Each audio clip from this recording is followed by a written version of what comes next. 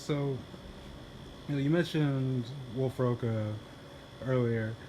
Like, would you say you had a lot or a little bit of like just supportive teachers? I love Miss Wolf-Rocca so much, and I wish that she could have taught history class for every individual in LO because one, she majored in African American studies, so that was a perk. And she talked real and she exposed the truth.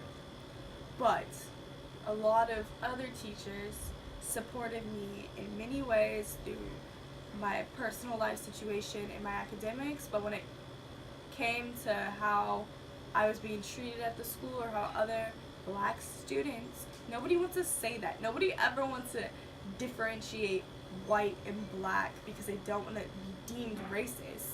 But then they put us all in the same group and we're not treated the same, and then it completely mutes the problems that exist, and that infuriates me. She was the most supportive teacher. She was always ready to talk about the things that happened, but no, with all the other teachers, no. I mean, they'll say, like, I'm glad you're doing what you're doing, Maya. You're really brave, or Slim, because that's what they called me. And that's as far as they'll go. They'll whisper it.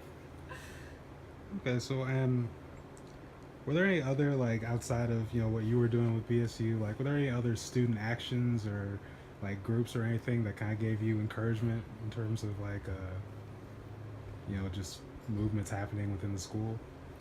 Not really. I was definitely inside of the bubble. I kind of like gave my life to LO, like Lake Oswego High School. I was at Lake Oswego High School right when it opened to sometimes 6, 7 at night. Every single day, whether it's rehearsing for assemblies or staying with the teacher or like working with the kids or trying to other stuff, I was so focused on fixing Lake Oswego High School.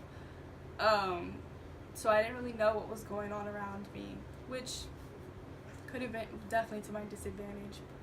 But yeah, I didn't get much support. That's also, I guess, the problem that made me feel sometimes so alone, because I didn't feel supported at all. When I was doing a assembly, I just felt, even with my Black Student Union students, they weren't nearly as motivated as me, which makes sense. They're freshmen. Majority of them are freshmen, young kids. And so I felt like I had to do everything by myself, and nobody understood like how important this is and what needs to change and what's happening.